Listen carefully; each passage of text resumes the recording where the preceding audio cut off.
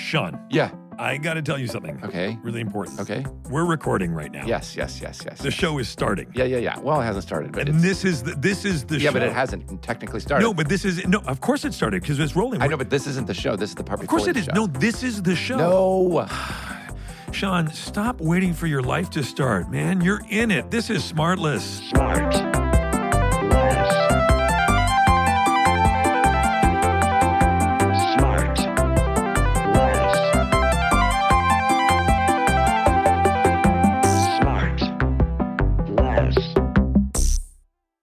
Hey, you know what I did last night? I didn't even tell you guys. I went to the John Williams concert at the Hollywood Bowl. Oh, this sounds awesome. Oh, no kidding. Now I know why you didn't tell us. Yeah. Come on, John Williams. No, let me tell you something. John Are you Williams. still up? I mean, it sounds like a rager. It was amazing. Here's this guy, John Williams, amazing conductor. He's 89 years old. I know, Getting out we're there, kidding. conducting all of the better, all of the songs we love. E.T., Raiders of the Lost Ark, Star Wars, all this new stuff. It was incredible. I wanted to go to that. Now, did he do a lot of the conducting? No. He did the second half. Yeah, the first half was David Newman. Yeah. Who was also great. But it was amazing. I know I'm nerded out. The Mozart night that you sent me, I'm so bummed I'm not here Yeah, for. I said, Jay, let's go see Mozart. Yeah, at the Sean Hollywood and I Bowl. are going to have a classical music date. Under the Stars. Mm-hmm. Jason, originally you said yes. You thought because you thought it was the thing was cut in half. You thought it was mozzarella, and you were like, "Yes, I'm in." And then it turned out it was Mozart, and you're like, not as He's like interesting. fried It's the mozzarella. greatest granddad joke you've done. Guys, here today's guest. Okay. Oh, get down to business, Sean. She's Yeah, an let's amazing woman. I love her. She's a friend of all of ours, and boy, does she make me laugh. She's been a stand-up comedian basically her whole life. Less red, Sean, less red. Try to find God, the dude, word. I don't know how to do it without reading. And boy, it. do I love her. She is our... God. I do love her. She means so much to us. She's done everything. She's done specials, acting gigs, hosting gigs. She does everything. Here's what I love. She's opinionated. She's fearless. She's hilarious. She's gorgeous. And gay men can't get enough of her. Really? It's my friend and our friend, Chelsea Handler. Chelsea! Oh, my God. Oh, yeah. Chelsea! There she Oh, is. yeah. All right, white guys in one room. That's right. We're going to get some more to join us later. Look at you. Where are you, Chelsea? Are you at home? I am in my office. No, I'm in Las Vegas, actually. I had a show here last night. 'Cause you're on and, tour. I'm on tour, so yeah. What's the name of the tour again? The Unvaccinated what?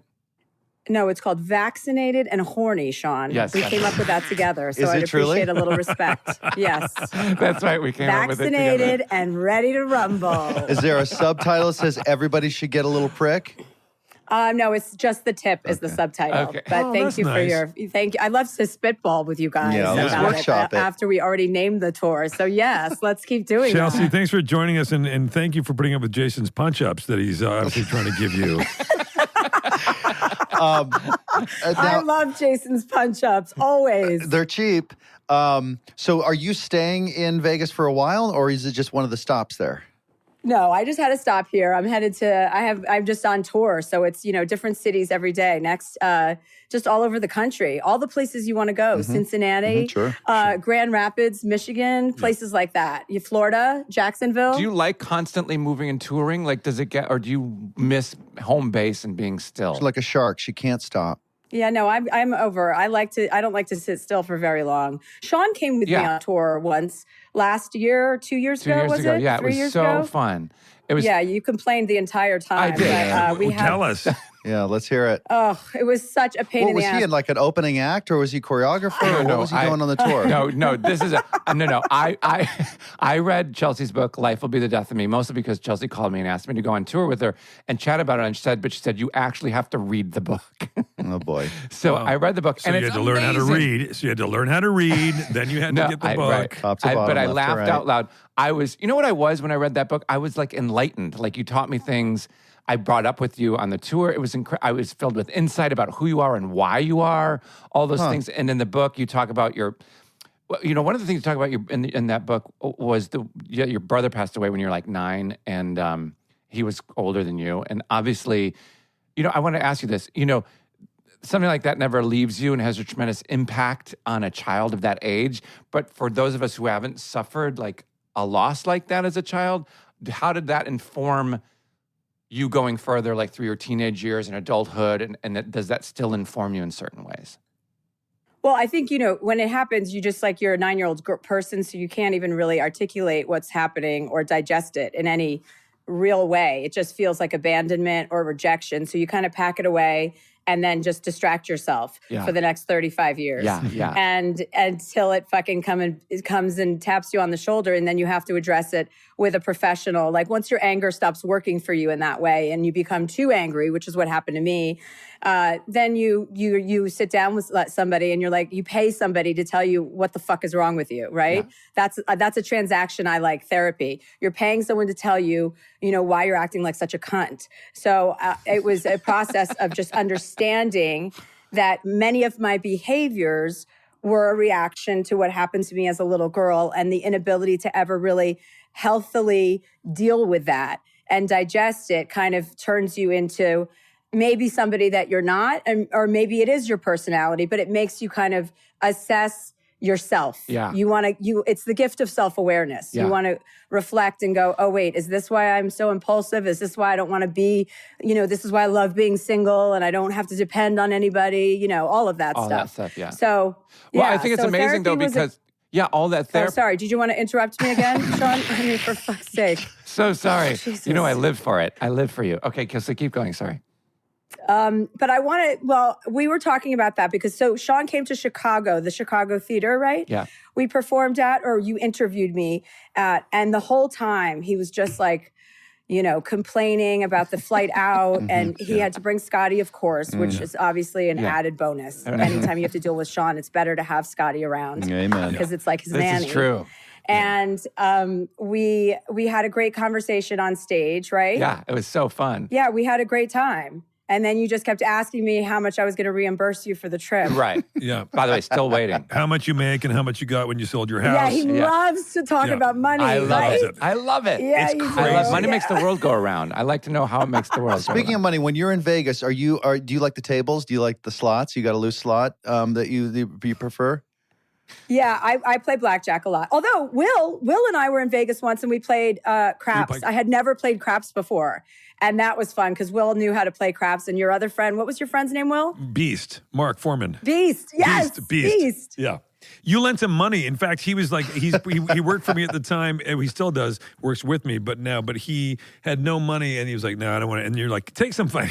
Chelsea just pushed some of her chips over to him, like, here, Beast, just take this. And he was like, oh my God, what the hell? It was fucking. Now, with Chelsea, when we were on tour too, I'm just fascinated with your family and your upbringing because there's some crossover into mine too about how kind of just screwed up it was.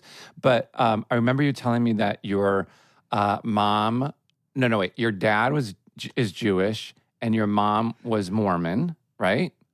My mom was Mormon and my dad is Jewish. Yeah. So what religion was forced upon you, if any, growing up? And did you? Well, not fucking Mormon, because we all told my mom to take a long walk off of a long pier. And we didn't take that seriously. Right. Once I realized, we broke it down. My dad was the dominating person in that marriage. And my mom was German. So she came over after the war. So we weren't about to take anything seriously that she said. You know what I mean? Right. He was Jewish and she was going to just shut up about being German for a long time until things blew over from World War II. So Did she marry him out of guilt? What happened? I think maybe that had something. They had quite a love affair, my parents. He met her in a ski store. He was buying ski socks. No. And he saw her Just legs. the socks. No way. Yeah, just the socks. He didn't ski either. He just went in there to buy a size 12 pair of socks or something like that, Anyway, they had a love affair. My mother agreed to raise all her children Jewish. So I thought my mom was Jewish until my brother died. And then it was a big thing because, in Judaism, Jews all have to be buried in a Jewish cemetery together. Right. So when they had to buy a plot of graves when my brother died, and they wanted to buy one for both of my parents. And I remember our rabbi was at our house and he's like, Rita, my mother, isn't Jewish. She can't be buried in a Jewish cemetery. And I was like, that was the first I had heard of it. And I was like, what do you mean mom's not Jewish? What's mom? And, I was 9, so nobody really took my feelings seriously or into account. They just thought she doesn't really understand what's going on.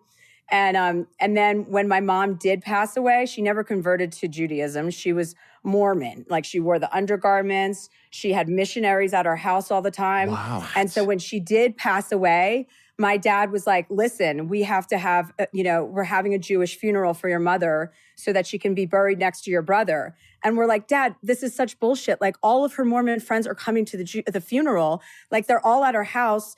We can't do that. He's like, don't make eye contact with any of those people. Okay. We just have to get through the funeral and get her in the ground. And I was like, my family was so fucked up. We couldn't even get funerals right. Oh my God. What wow. a crazy world. Imagine, here's somebody, she's your mom, she's your dad's wife. Everybody loves her. Your dad has these feelings. He wants her to be buried next to her son. Like all this fucking it's all about love and love of people. And there's fucking religion, whichever one it is, take your pick, sticking his fucking nose in and ruining the experience of people who are just fucking grieving and in love with each other. And that is such fucking bullshit. Like that is crazy. Yeah. Well, what's crazier is that he was naked in our kitchen a week later with his cleaning lady. So he obviously took my mom's death very hard. But his feet were warm, I'll bet, right? Did he keep just the socks? Yeah, he had his socks on. Yep. Yeah, he had his socks on. Yeah. That's where he... He took your mom's death semi-hard. Nice. I heard. Nice. The rumor was. Right into his socks. Now, what about any of the Mormon stuff make its way into the house? Or was it more like if the father is a Mormon, then there's a lot of wives around and kids around? Or do you come from a big family? How dare you? But first of all, how dare you? I'm not sure. I'm rusty on all this stuff. On Mormonism? Yeah, well, we actually lived in Salt Lake City for a while, so I know it sort of, kind of, but not really. Anyway. Yeah, it's adjacent to a lot of people, like a lot of us. We kind of know a little bit. I remember I read the Book of Mormon. Because my mom got religious after my brother died. You know, everybody handles their grief like that. Like people get sick, they get religious, they get angry, they hide it away. My mom got really back involved with the church. Because before that, she was just carrying on like a Jewish mother, like at all of our bat mitzvahs and bar mitzvahs, my brothers and sisters. I'm one of 6 kids. My mom would be on the bima at the temple singing Hebrew prayers. So when I found out she wasn't Jewish, I was like, wait, what? So it was very confusing. But my mom converted my one sister, Shoshana. She became Mormon too. She's now finally recovering from that. But I remember reading the Book of Mormon when I was like 11. And how does the Mormon church even allow a Shoshana in there? Right, Shoshana should be. right. You can't get through Can I the see your door. ID? They'll take anyone. Yeah. Exactly. There's no prerequisite. Yeah. Charles, were your parents like? It's kind of a boring question, but I'm interested. Were your parents supportive in you going to comedy or the entertainment business at all? Were they like, "What are you doing? I don't understand why you're going there." No, my parents, when I left, you don't understand the kind, I was a hell on wheels when I grew up. I was just, whatever anybody told me to do, I did the opposite and told them to fuck off, Right. Teachers, any authority figures, both of my parents. So by the time I moved to LA, I think I was 19 years old when I came out to LA. And they were just like, this is the right thing. You should go.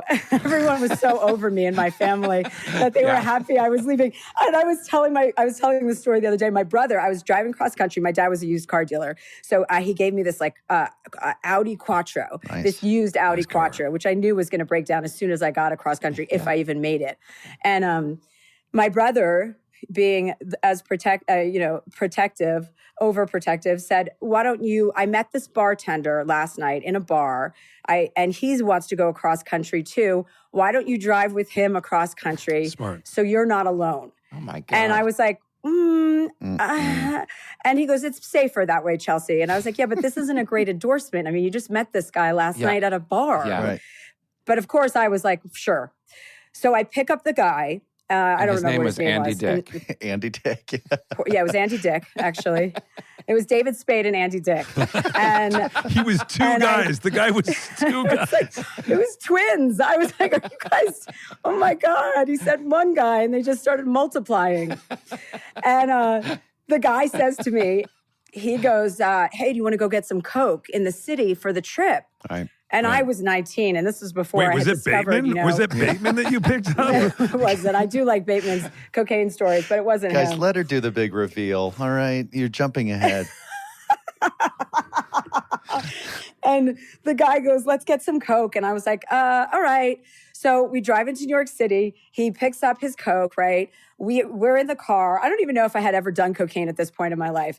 And we get in the car and we're driving. It's like a 5-hour drive. We left from New Jersey, and I think we ended up somewhere in Maryland because we were heading down south to go down that whatever route it is. Right. And we get to a hotel room. We get 2 beds. And we check in, and he starts doing the Coke. And I was like, really? The first night? I was like, what? How's this going to work? And then he got maps out. Sure. This was before, our cell phones and everything. He got maps out and was laying them all across the room while he was snorting Coke and trying to figure out different routes that we could take. And I was like, oh my fucking Sounds God, like a this great is night. not He should have laid down the Coke in the route. happening. And it was so annoying, and he wouldn't shut up. He just kept talking and talking. I go, that's dude, what you got to happens. stop talking. I have to sleep. I'm driving. Clearly, you're never going to be able to drive again because there's a pound of cocaine in our room. And you're either, and then I was like, what if he dies on my watch? So No, he's I going go to try to to kiss sleep. you first. Did he try to kiss you then? Yeah, of course. Yeah.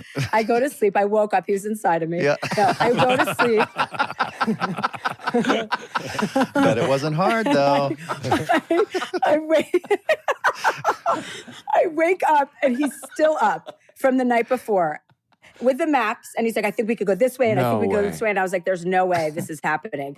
So I take my suitcase. I go, hey, I want to go put our stuff in the car. I take both of our suitcases. I leave his right outside our room.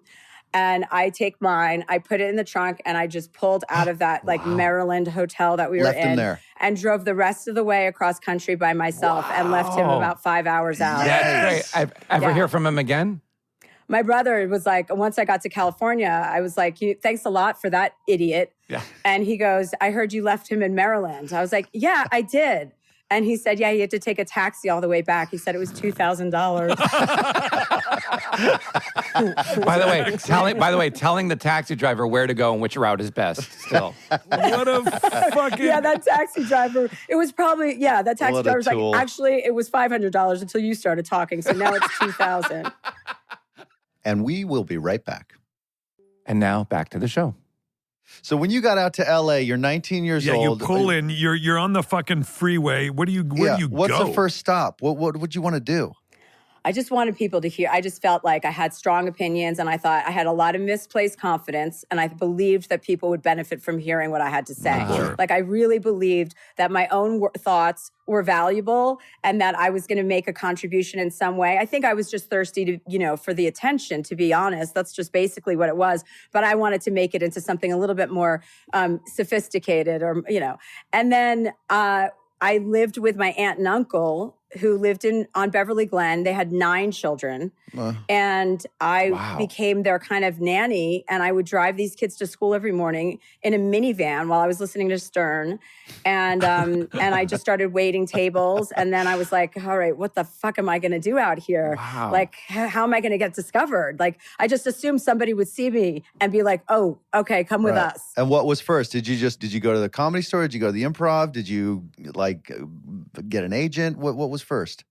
Well, I went to, I got a DUI when I was 21 years old. Unusual route. Good start. Yep, unusual. Yes, unusual and unexpected, quite frankly. And I'd like to note that I have never had one since because I like to learn my lesson the first time and make it the last time. But anyway, I got my DUI and I had to go to DUI classes, which is basically a system that they put you in where they teach you how to get out of your next DUI. So they tell you, like, if you get pulled over the minute you say you've had something to drink, you're screwed. Like, you always have to say no, deny, deny, deny. And I was like, wait, what is this class? You're just basically teaching us how to avoid getting arrested again, and it's being paid for by the state. Right. And then everyone had to get up and tell their DUI story. And so I was really, really scared because I didn't like public speaking and I didn't know. So I would just kind of hide in the back of the class every week, like, don't fucking pick on me. I don't know what I'm going to say. I don't know what my story is.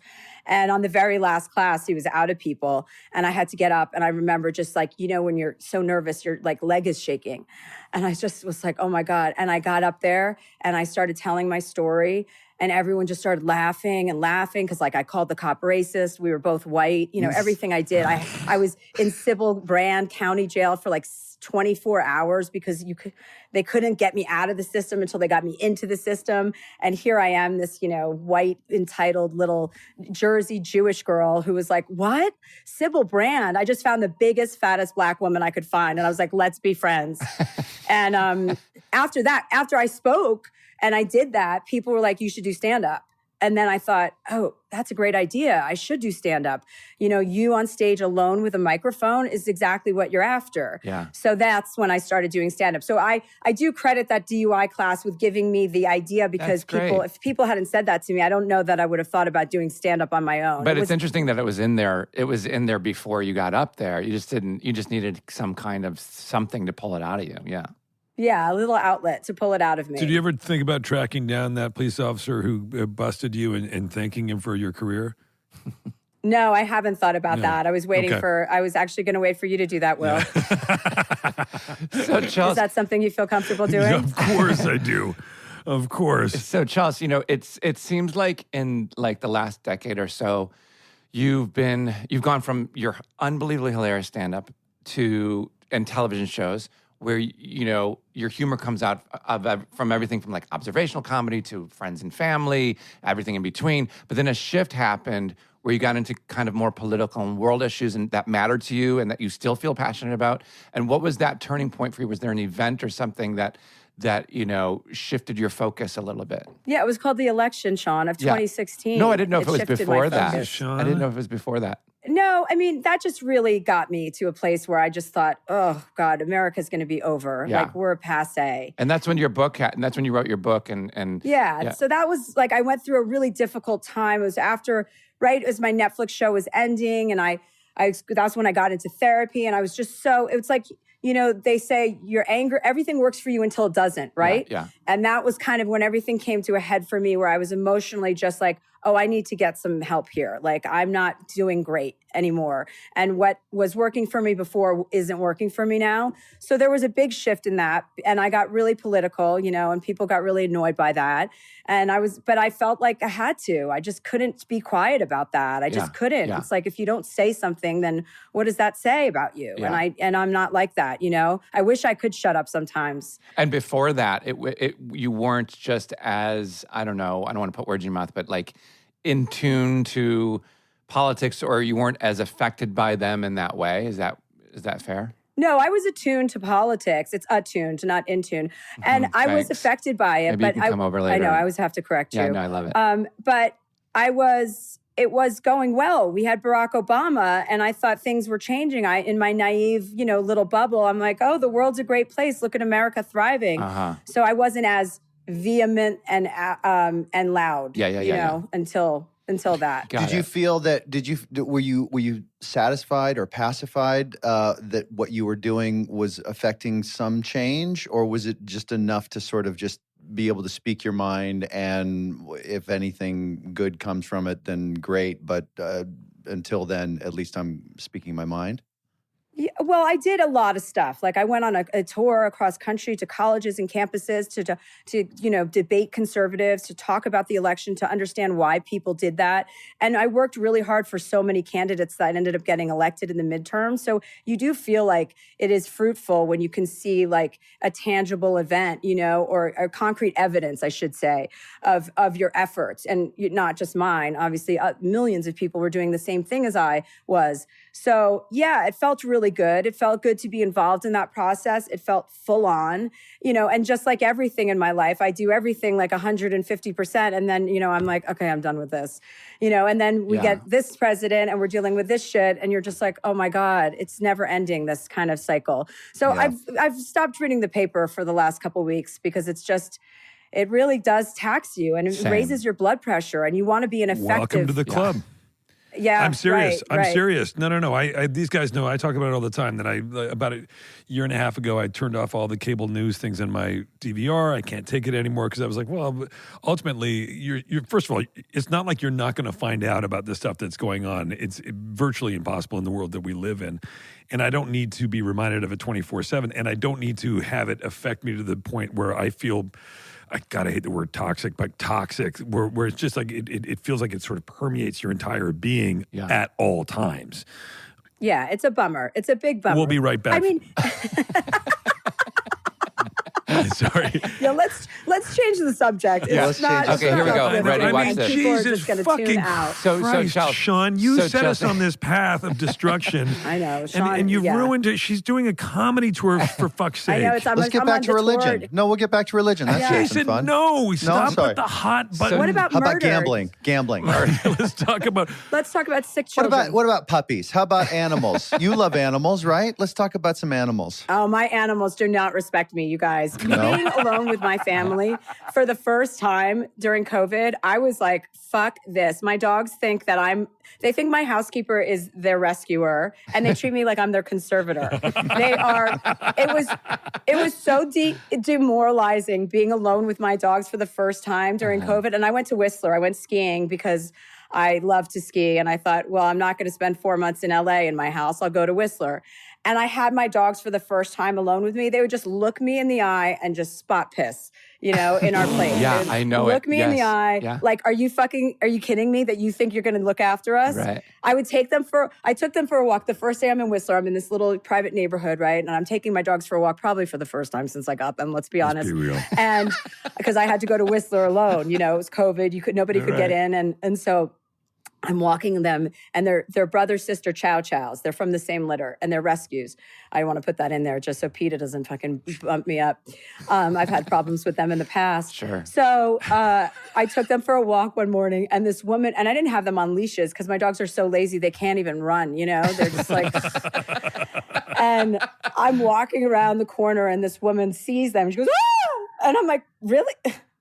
She goes, "There's no leashes. You don't have leashes on the dogs." And I said, "They're not aggressive. Like, okay, I'll get the leashes, but they're not going to do anything." And she's like, "It's not for me. It's not for me. I mean, somebody might see them and think they're bears."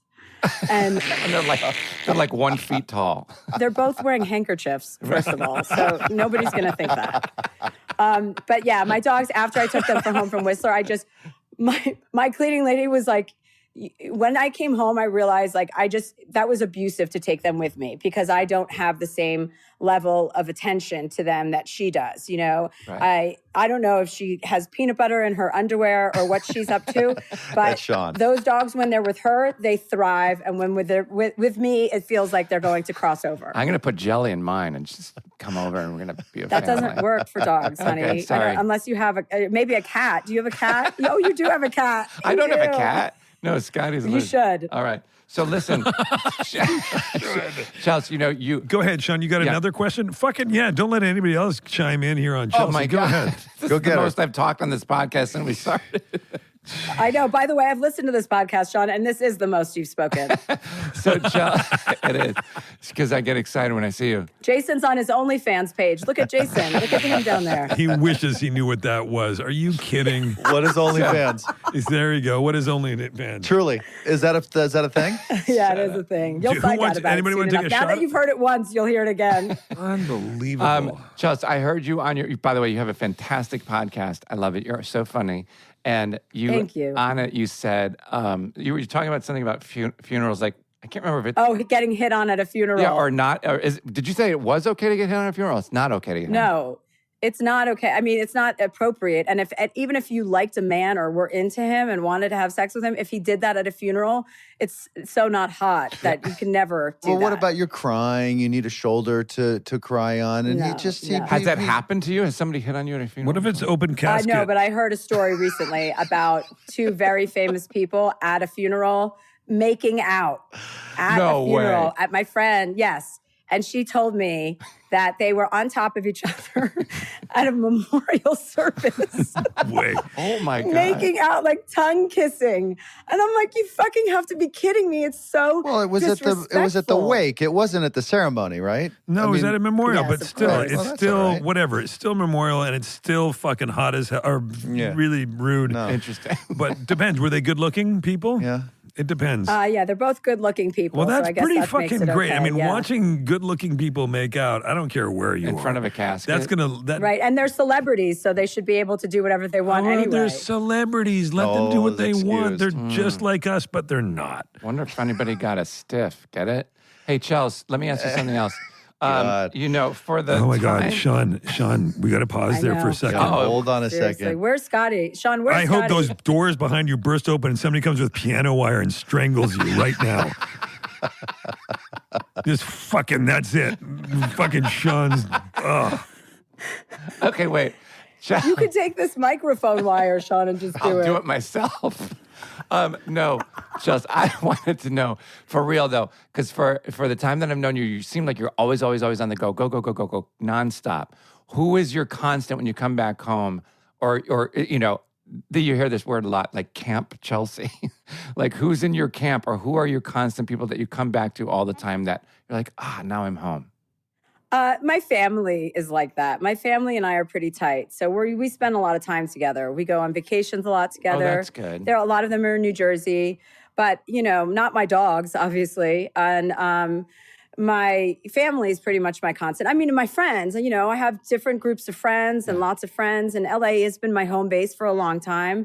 But I don't ever spend a long duration of time in LA. I go in and out. Actually, COVID was the longest amount of time I ever spent in LA. And my sister invaded my house with her 3 adult children, because apparently parenting never fucking ends. And I have, designed my life in a way that I didn't ever want to have children living in my house. So she came down for COVID for 3 months with her 3 adult children, 24, 21, and 18. And they stayed for 3 months. And then I put the house on the market and sold it, so that would never happen to me again. Are you serious? How did you let that happen? It was my sister, so obviously I can't say no to family. And I thought, this will be fun. I had, the room. I have this great fun house. And so they all came down, and then all of a sudden I was doing dinners every night at 7:30 with, 3 kids, and every night somebody would cry. And then my nephew, he's 24 years old. He's a sports journalist, and he was getting really frustrated during COVID. He's like, I can't date. I'm like, date, buddy. Like, people are dying. We're in a global pandemic. Yeah. So one night I go, She's listen, like, why do you don't know have a any rollover?" funerals I could go to pick up some chicks? Like, wait till somebody else dies in our family. We can hook you up. He had an outdoor date in my backyard. And my sister goes, let me get you out of the house. You're getting really irritated with everybody. And I was like, okay, let's. So we went for drinks at a friend's house, probably Mary's. And we came back, and he was at my kitchen counter, my 24-year-old nephew, my firstborn nephew, okay? And he is acting like Ernest Hemingway, just sitting at really buzzed and really frustrated, running his hands through his hair like he'd never been through so much. And I was like, Jake, did you get some penetration? What happened? And he was like, no, Chelsea, of course I didn't. And it's not funny. Oh, he's all backed up, huh? And I looked at him and I was like, no fucking way am I listening. I'm like, is this boy frustrated because he's horny? Mm-hmm. And I couldn't believe it. So I walked upstairs to my bedroom, and my sister came up an hour later. She's like, sorry about that. I go, oh, sorry about that? Your job is to listen to your son talk about how sexually frustrated he is in the middle of this pandemic? Do you know, I'm horny too, but I can't fuck anybody because you guys won't get the fuck out of my house. So anyway, they left after that. I would have come over. Sean, you've always been an amazing lover. I love having sex with you, Sean. Who doesn't? I mean, especially when you can't shut the fuck up while we're having sex. You just drill me with one question after another. I don't drill you with my penis, just questions. Yeah. No, you drill me with questions. And now, back to the show. Chelsea, you are in the middle of your tour or the beginning of it? Or the end?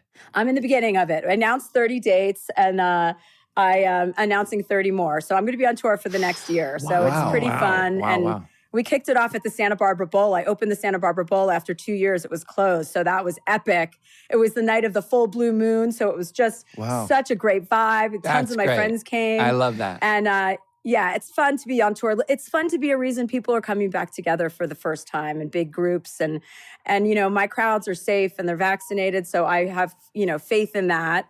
And I'm just loving doing stand-up again. I want to get back to Did you have a chance to work on your material even though there weren't a lot of places that were open during COVID? Yeah. I have been. I've been getting up for the last 2 months, putting my new hour together. But there's so much material from COVID, trying to have sex during COVID. Sure. I had to get my own COVID test at my house. And then I would invite men over to the backyard. that I was getting set up with or whatever. And I'd give them a little nasal swab, and it'd take like 20 to 30 minutes to run the diagnostics on that There's in my nothing kitchen. sexier. Sure. Nothing And in sexier. that 20 to 30 minutes, I would interview them, about see if they were a potential penetrator. And if they said anything in that time that was annoying, or I saw a pinky ring, I would just come back out and say, "You're positive.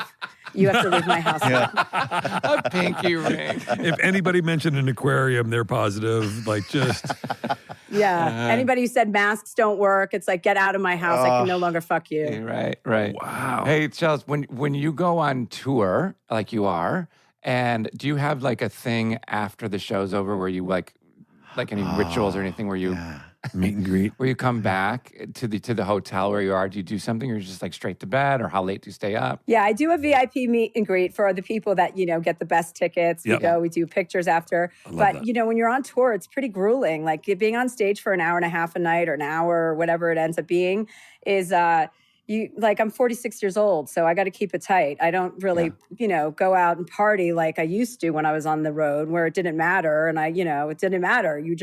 Now it's like you want to be sharp, you want to have mental clarity. So no, I don't really get after it in that way. At the end, it's like usually 4 nights a weekend, Thursday, Friday, Saturday, Sunday night. Right. So. Do you ever go out and see other people stand up? Do you ever?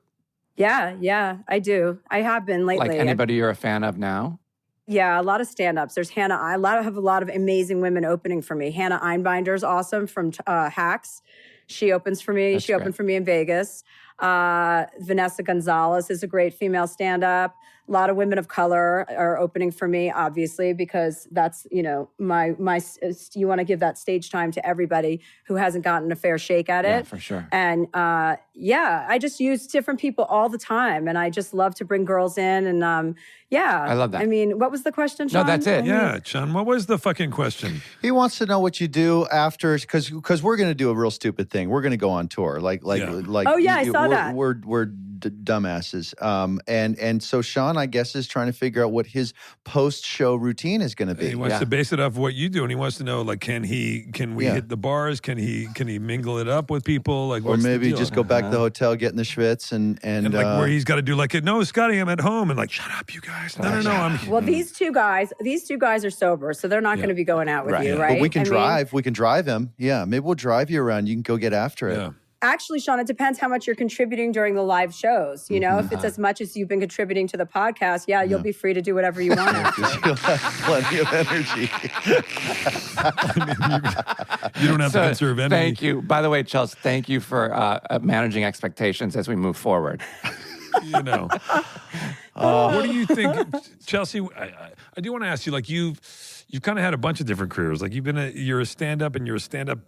You didn't start as a stand-up, though. Is that right? I mean, you did it originally, but then you kind of became known also as you had your show, obviously, that was hugely successful, and now you've kind of come back to stand-up, and you had this show on Netflix as well, and you've gotten very political. Like, you haven't had like a sort of a orthodox career. Not that anybody really does. My point is, where do you see yourself? Like, what kind of shit do you want to do? I don't know, in the next 5 years or 10 years, do you think is going to interest you outside of just touring and shit? Do you see yourself like doing another show, like a late night show or some shit? I did start out as a stand-up. That's how I got, my show. So I did, just to clarify that. I did start out. I did quit for a while when I burned myself out. When I went over to Netflix to do my documentary series, and I had like a 3 or 4 year contract with them. So I did all of that stuff. I did my shows. I did a bunch of documentaries, and I just sold my last book, which is "Life Will Be the Death of Me," to a network for me to star in. I read that. So it's kind of like Wait, sorry to interrupt. How many books have you written? I know you've written a bunch. 6. Amazing. Wow. Amazing. That's pretty fucking impressive. 6 #1 New York Times bestsellers, guys. Wow. 6, baby. Is that true? 6. 6 number ones? Yeah. That's incredible. That's Incredible. really impressive. That's I love very that. impressive. Thanks. I know. Sometimes I can't believe it. That's awesome. So you're adapting that into a show? Yeah, so it's kind of like a Curb Your Enthusiasm, like with me in therapy, just constantly fucking up, trying to decunt, but never really being successful at it. I love that. Another I love great that. title. You know? Think about that as a title. You know, you just put like a weird phone symbol on there instead of the U, and you're golden. Oh yeah, Yeah. I have to wake up 2 hours earlier than everyone, you guys, just to decunt. I'm like, do not be a bitch today. You are one. Try not to be. sure. Maybe spell it with a K and then a U with an umlaut, and then you might be able to get away with it. You're done. Yep. Good call, Will. Yeah. I'll use the Kardashian font so that they'll think it's part of that. So when do you start doing that? Are you writing that now in script form?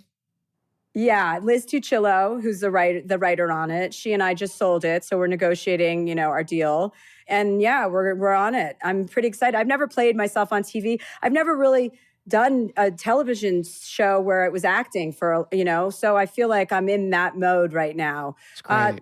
Late night talk shows. I mean, every time I say I'm not going to do something, I end up doing it. Right. So I don't want to say I'm never going to do that again, but I don't see myself interviewing. I like real people. Like I'm on my podcast, Dear Chelsea, people call in for advice. Like it was supposed to be a joke and it kind of turned into something serious because I am that kind of person. I like people to take risks and I like to be a cheerleader and a big sister and be like, go do that, break up with that guy, leave that job, stop talking to your mother. But so I just like that.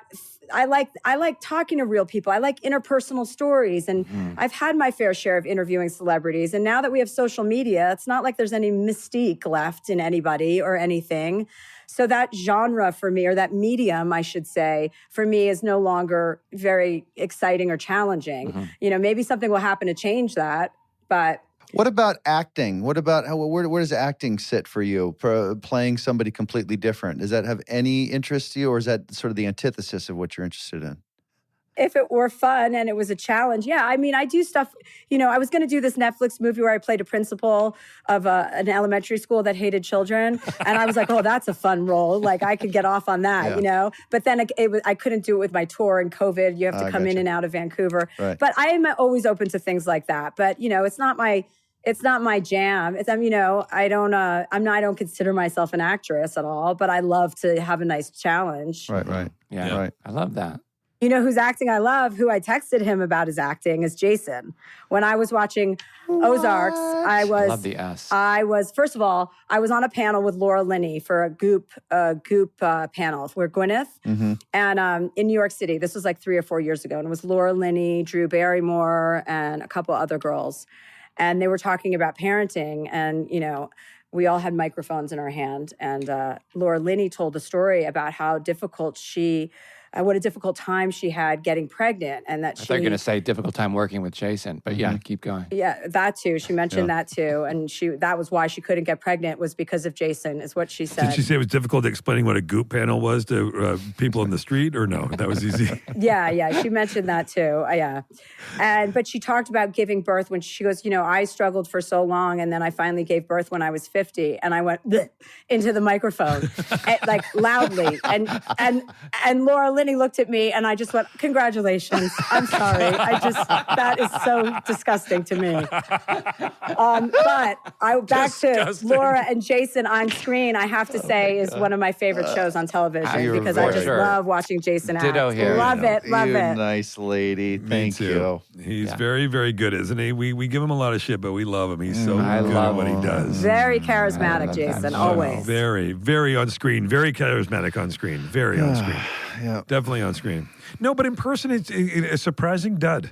It's pretty Yeah. quiet. Yep. Yeah. Well, there's a lot of hate. Chelsea, and rage. thank you for your time. I know you're probably exhausted, and this is the last thing you wanted to do today, but thanks for stopping by. You're hilarious. It was cool of you to say yes. You're such an original voice, and where you think that you're CUNT, we think that you're hilarious and opinionated and awesome. So thank you. Yeah. Thank you, guys. So much fun to see you all. Thank you, Chelsea, very much. Bye, Great Chelsea. to see you. Have a great Even rest you, of the Sean. tour. Even you, Sean. Way to go, girl. Bye, Thanks. Chelsea.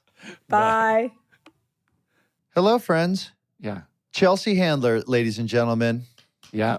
So funny. Chelsea's so funny. Boy, she makes me laugh. I know. She makes me laugh too. She always does. Fearless. She's super funny. She Wakes me up. She's very consistent Always has She is. lots of energy and ready to go. Even in casual conversation, you feel like, I got to be on my fucking toes because she will burn me. She'll correct me. She corrected you, Sean. She's corrected me before on stuff. And you're she like, lives for it. hey, man. I love it. If I wanted to be with my mom, I'd go back to Toronto. Like, why are you correcting me? But if you have any, if you like to sling bullshit, you're in the wrong room with her. Yeah, I know. Yeah. She's quick. Yeah, I do like that about her. It's pretty refreshing. You don't have to worry about talking about the weather because that's not going to cut it with her. Yeah. Yeah, I know. Yeah, I know. love it. I bet her show is great too. Of course it is. Oh, it's every incarnation of talk shows. She's so fucking funny, and she does. I feel like she says the thing that everybody wants to say. Like and says it in a way. She's always surprising. That's the thing. It is for me is. It's always surprising what she says. Like catches me off guard. Really funny. Really just. She says things so succinctly, much unlike what I'm doing right now. But she's nice job. Who's thinking of the buy? Who's thinking of the buy right now? I am right now, but I think we need to start working on words that rhyme with "by." Oh, now see, I was more interested in just connecting with you guys. I wasn't thinking about how to wrap it up. No, you know why I brought it up? Because I could see the look on Sean's face. It looked like he'd been lobotomized. Well, His he was mouth writing. open. He's been writing for like 30 seconds, trying to figure out things that He was rhyme like with this. stuff. He's That's like, what he does. You were talking. He was like No. this. And he's just trying to think of No, it. you guys. Like almost like he's got like an overbite. No. I had. Here it comes. I had Here he both comes. eyes, open eyes. What? I don't think we're going to allow. Are you saying No. open eyes? Here's what's funny. Anytime I try to do it, I get shot down. And you always go real high. I don't know why. Why does it live high I'll for go down you? Here. I'll go down here. Eyes. I don't know what the word you're saying is. And also, because you. Here comes Will's Okay, try. here. Will's going to try right now. Here he comes. I'm not trying. What I'm saying is, Sean will sometimes you'll try to shoehorn it in, Yeah. right? You know what I mean? Yeah. Uh-huh. And And it just doesn't qualify. It doesn't qualify. it just doesn't. But we're going to feel- sit here till we get one. I don't know. How did we back into this, by the way? Should we run the tapes back? When did this all start? Was it on the first The episode? very first one, yeah. What did we just do? A simple buy? Well, we could One do of we could those? do it once. We could do a simple buy, or we could just agree to do it once a year, or we could even do it biannually. No. We've used that one. Why have we used that already? Annually. That doesn't even We've count. used every single one. That's why I wonder if we should do rhymes or just say bye. How about we just, listener, we appreciate your time. Yeah, we do. We Or really Will, why don't you give them, well, listener, we've taken up too much of your time. Shut up, Arnett. Why don't you get a fucking new goodbye line for our guests, by the way? Yeah, Okay, I got so notes for fucking you. dumb. What are you talking? When Well, do I say we've that? taken too much of your time. Shut up. I don't Yeah. say that. How about it's an hour and we're done? Yeah, we're done. So thank you for your answers. Well, who do I say that to? You mean I say that to the guest? I'm just as bad. I say, oh gosh, No, thanks you always so say, "Oh much my for-" gosh, what do you got? Have you got something on there? How much did you pay them?" Shut the fuck up, Yeah, I Bateman. know. You're right. If we're gonna get into and this- you too, Chuckles.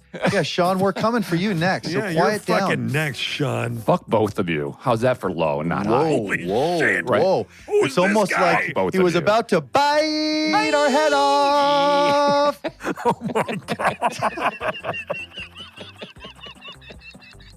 The fuck was that? Smart. Less. Smart. Less. SmartLess is 100% organic and artisanally handcrafted by Michael Grant Terry, Rob Armjarv, and Bennett Barbago.